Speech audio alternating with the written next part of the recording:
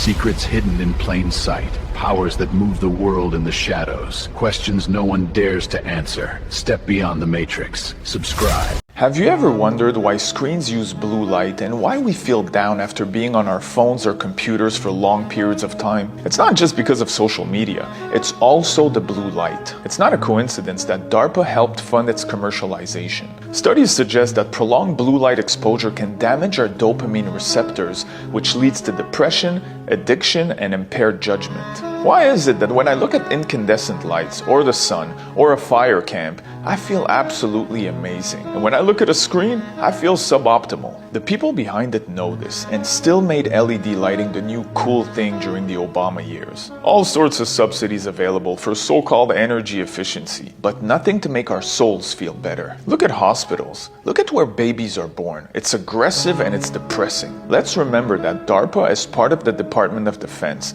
and works with the CIA, which are behind some of the most mind-controlling technologies on the planet. So you get people hooked on their phones, herd them with blue light, and surveil them with Palantir.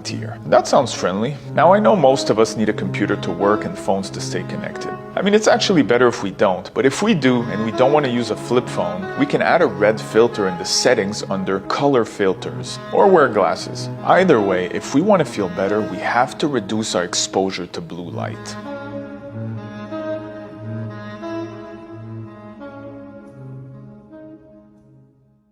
"2,000 years of kneeling before a counterfeit, and nobody told you." Someone the other day sent me this video breaking down the world hierarchy from BlackRock to Vanguard, the lodges, the Vatican, all the bloodlines, but he stopped too early, and I'm going to show you.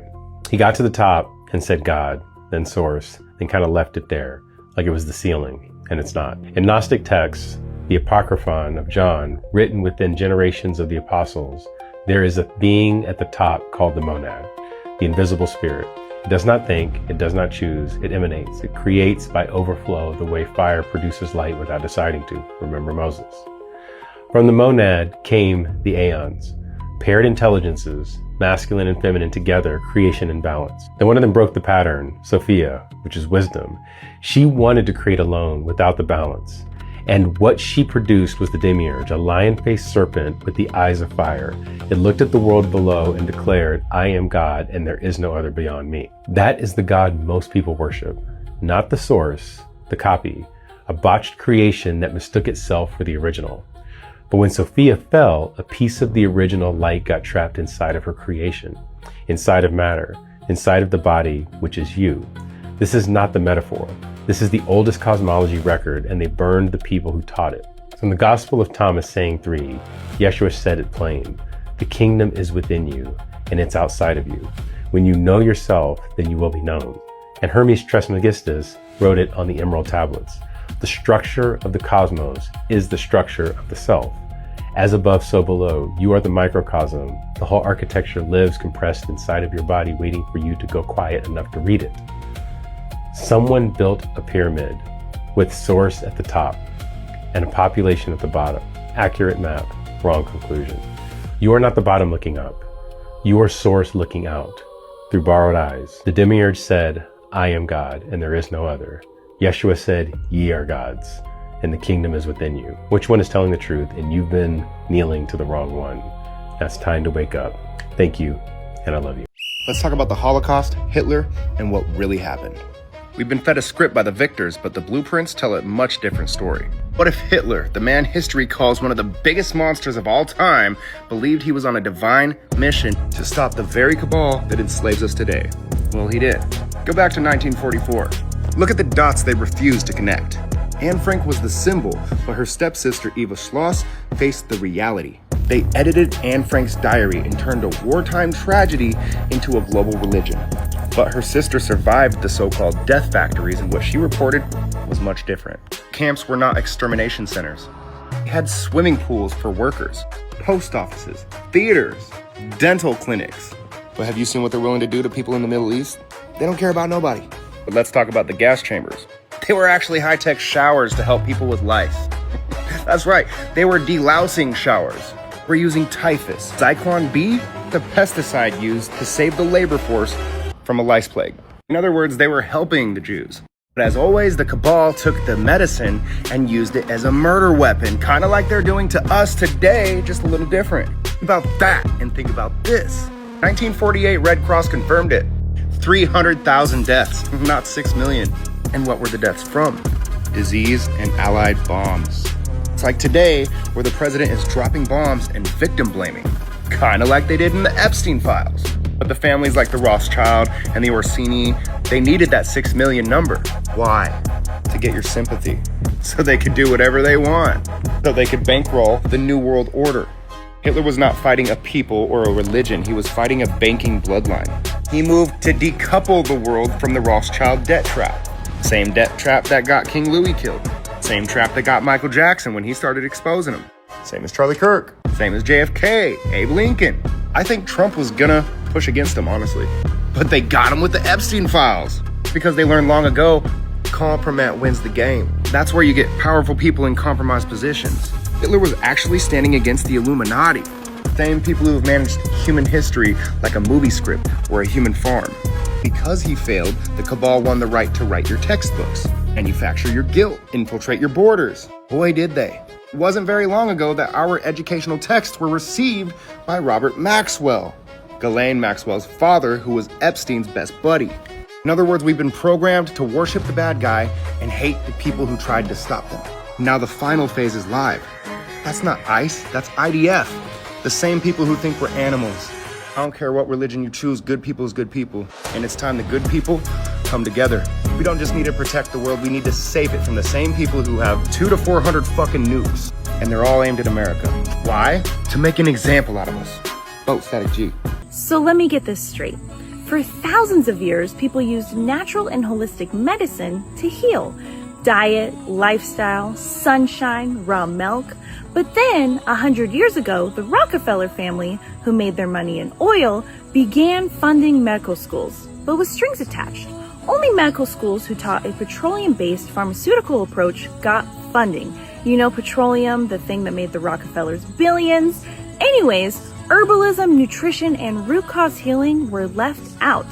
And in 1910, the Rockefellers helped fund the Flexner Report, which resulted in hundreds of natural medicine schools being closed down and alternative healing being labeled as unscientific quackery.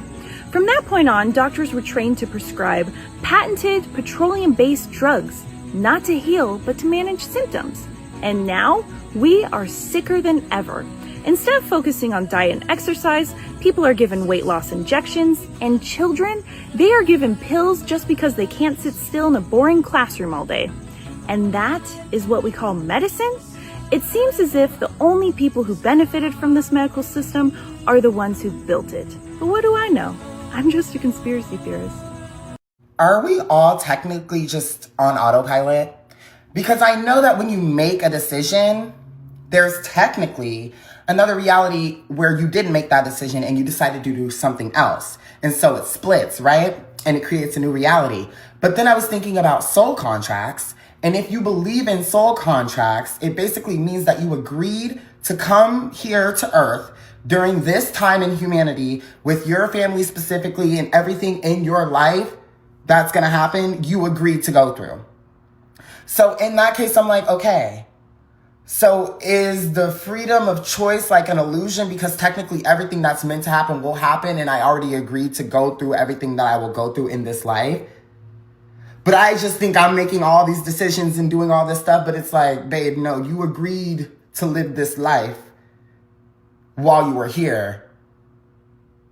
I don't know, like, because soul contracts literally means you agreed to live this life. So technically, anything that's happening isn't a coincidence, isn't out of place. It's literally all meant to happen. So, like, are we on autopilot? Seriously. In 1948, this woman discovered a code that can bend reality. She used it for 30 years and had an insanely high success rate. This is Helen Hadsell. She passed away in 2010, but she was accused of being maybe a scammer or she had some type of illegal thing going on for how many times she would win prizes. She won over 1,000 different prizes, including a house, by entering contests in newspapers, magazines, etc. But this wasn't just luck. She had a system. She had a 4-letter formula called SPEC. Select it, project it, expect it, collect it. Spec. Select it, project it, expect it, collect it. She wrote a book on it called The Name It and Claim It Game. Select it. Be crystal clear about what you want. She didn't enter contests randomly. She chose one she truly desired to win. Project it. See your success vividly in your mind. She would imagine hearing her name called, holding the prize in her hands, experiencing the emotions of winning. She would visualize that, projecting it. Expect it. Helen believed you had to expect your success, not hope for it, because hope means uncertain. And doubt blocks manifestation. Collect it. Helen always took action. She wrote the slogans, sent the entries, did the work. Her philosophy was the universe rewards actions, not daydreaming. In 1969, she manifested a house, entered a contest for it. Out of the tens of thousands of entries, hers was chosen. She visualized it every single day until it was hers. Neuroscience confirms what Helen instinctively knew. Visualization rewires your brain. Positive thoughts build new neural pathways. Thoughts create things. Follow for more. A lot of people not going to like this.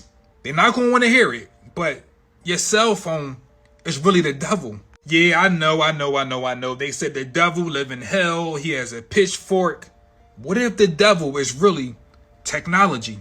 The first thing a person gonna say is, well, if your cell phone is the devil, why are you using it? I'm using it. It's not using me. This video is about to get a little dark and a little deep. Stay with me. I need people to understand that we are all energy. That's it. Nothing more, nothing less. Energy. You know how they say energy never die, it just transforms into something else? What if your energy is actually stuck?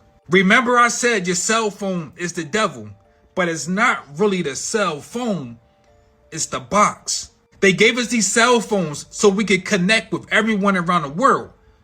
But everybody have a cell phone and we're still lonely. It was designed to trap you. First, we need to understand that nature do not make squares. Nature don't make boxes. But when we go to school and graduate, they give us a box to put on our head. When we go to school, we sit down at a desk, a box. We learn on a blackboard, green board, a box. We live in cities, big ass boxes. If you want to leave your house or get in your house, you gotta open up a door, a box. When we walk across our floor, it's a box. When we drive in our car, it's a box. We go to work, stress, pay a mortgage just to live in a house. I mean a box. PlayStation, Xbox. You ever notice you can't do shit in life without your cell phone? They always want to send you a text message or they want to call you. You need a phone for everything. That's why I said it's the devil. Let's go back into nature. Remember, she don't make squares. So if nature don't make squares, why is man making squares? I mean, just look at the world. Look at all the fruit. Have you ever seen a square apple, a square orange, a square pineapple? Nah. Everything in our reality is square because they lock our consciousness inside of the square. The reason why people can't tap into higher realms when they go to sleep is because your bed is a box. Your energy can't escape your bed because we have these four corners. Where you gonna go at? And then when you die from the matrix, they put you in a coffin, which is another bed, four corners. If you want to read about God, what do they give you? Religion books, which is another box.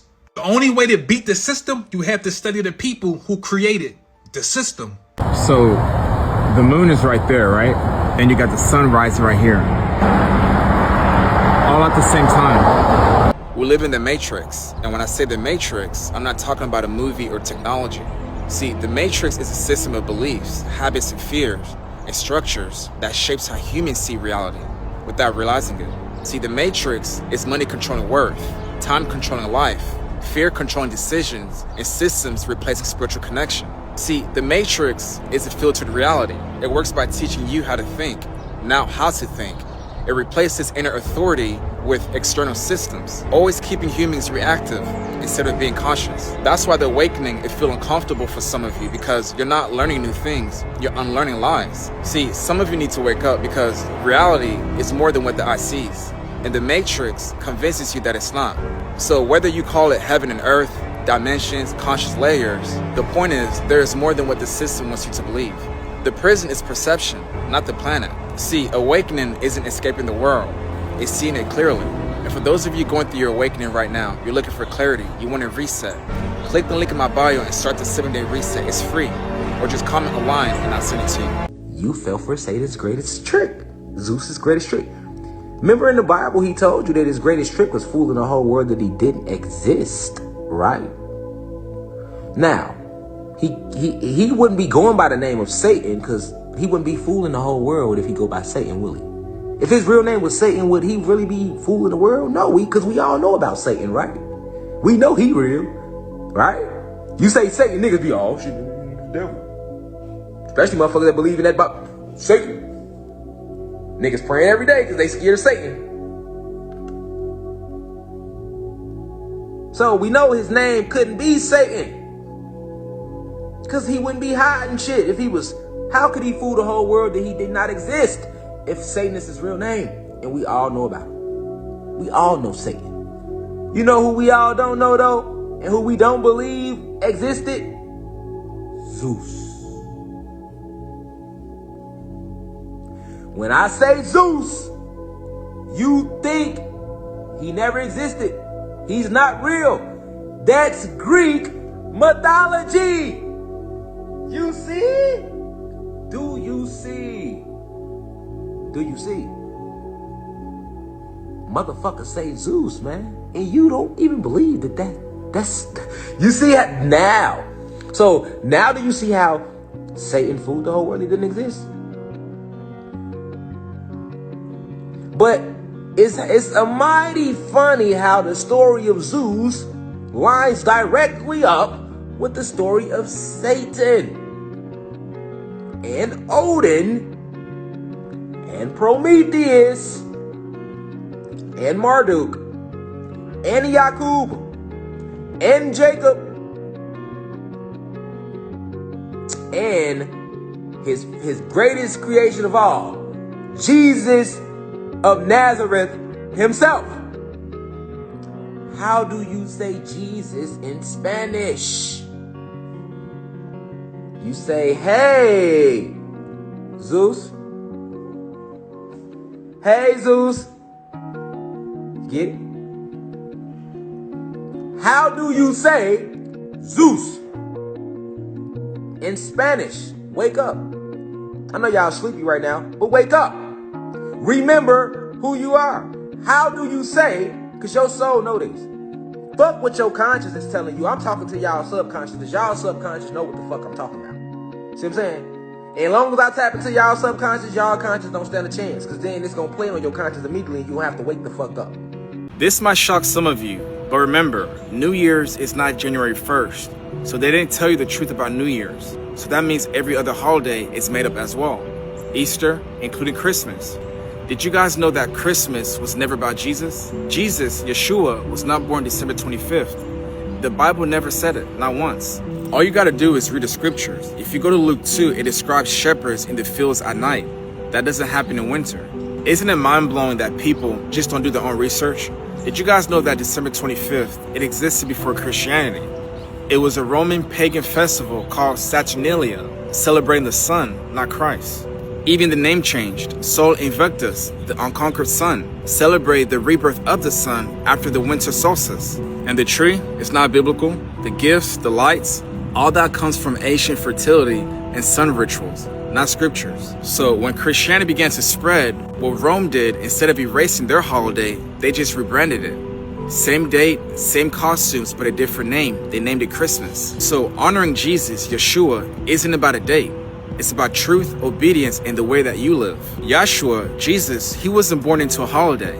He was born into mission, into truth. So wake up, brothers and sisters. And listen, I'm not saying to not spend time with your family. Our job as believers, as brothers and sisters, is not to judge others. It's just to spread truth. President Trump said pretty soon they will be releasing UFO files. Think about that. They about to start telling us about UFOs. When you start hearing news about this, they are trying to tell you that they are at the end of their game. They have no more Trump cards left. I keep hearing people speaking about this is the New World Order. The New World Order started in the 1700s and it was complete in the year 2019 or 2020. You know, the little lockdown, which wasn't really a lockdown. They just had to put y'all back in your place like we were children. Don't talk to that person. Stay away from that person. They gave us a curfew. And guess what? Everybody followed it. So the real question is, why is this shit taking place? Let me explain something, and it's really simple. There's nothing new in this matrix. Everything is a cycle. If that shit is happening right now, it happened before. But we don't have no memory of any of this. What they are trying to do is really, really demonic. They are trying to create the perfect race. Every time they make a mistake, they reset the entire matrix and they do it all over again. Why? Because they're trying to fix all of their flaws. When you hear about the Freemasons, they are known as builders, but they don't build buildings, they build worlds and people. Why do you think most of the population think the same? They look the same, they talk the same, they dress the same, they move the same. They are building a perfect race, a race that don't question anything. So if you live in the matrix and you want to question what they got going on, they can actually delete you or push you to the side. So anytime you hear Trump speaking about releasing UFO files, people should be shaken because they're trying to tell you that it's the end. When people hear the end of the world, they think about the world dying, fire, storms. No, the end of the world starts here. I'm hearing some people say, what? They're releasing UFO files before the Epstein files? It's all connected. You live in a matrix. That's why you can't remember a thing. Since birth, they programmed your mind. You see the sky we're looking at? All that's an illusion. None of this stuff is real. See, and I have a few people watching me right now. This guy's crazy. I'm not talking to you. I'm talking to the people who wants to be awake. I'm talking to the people who remembers that they're sent here on assignment. You're not here to debate, brothers and sisters. You're not here to prove that you're right. You're not here to prove you're in the right religion. You're not here to prove that men or women is better than one another. You're not here to do any of that stuff. You're here to complete your assignment, the assignment that you agreed on before you came into this world. Remember, he knew you before you were formed. See, the Bible is not a religious book. It's a blueprint on how to maneuver and live in this life. I've read the Quran, I've read the Torah, and I've read the Bible. And out of all the books that I've read, right, none of them really has the full truth. Each and every single one of them has pieces of truth. See, a lot of you guys think the Bible contains all truth. That's not true. Some of you guys think the Quran contains all truth. That's not true. No. Men wrote those books. It's men who told you guys the stories so that they can control you guys and indoctrinate you guys. I hate to break this to you, but January 1st is not the real New Year. The real New Year does not start when the North is in the dead of winter, when the Earth is dormant, and when your body is in its slowest, most inward season. Even the animals are resting. Our ancestors followed 13 cycles tied to the moon, the sun, and the stars because the sky is a clock. But the modern system traps us in a 12-month calendar, which is not aligned with nature at all. The real New Year starts around April 1st, April Fool's Day. When the 12-month calendar rolled out, the people who refused to accept the change and kept celebrating New Year's around April 1st were called April Fools. So we went from a calendar created by the heavens to a calendar created by men. Because the real New Year starts when the earth wakes up and the light returns, when your body comes out of its metabolic slowdown, and when everything begins to grow again. January 1st does not align with nature. It aligns with tax cycles and paperwork, because the more they keep us out of tune with our natural cycles, the easier we are to control.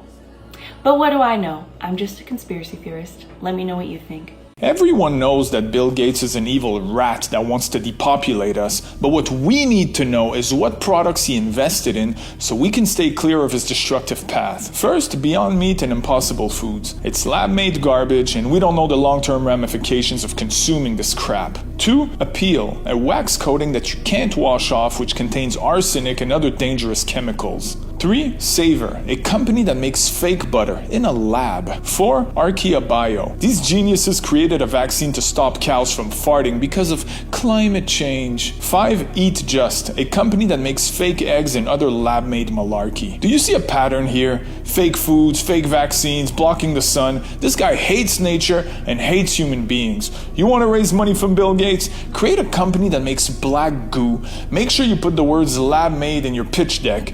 Tell him your product kills every living organism on a 20-year window, and also tell him that you're up to date on your latest booster. He's gonna jump right on it.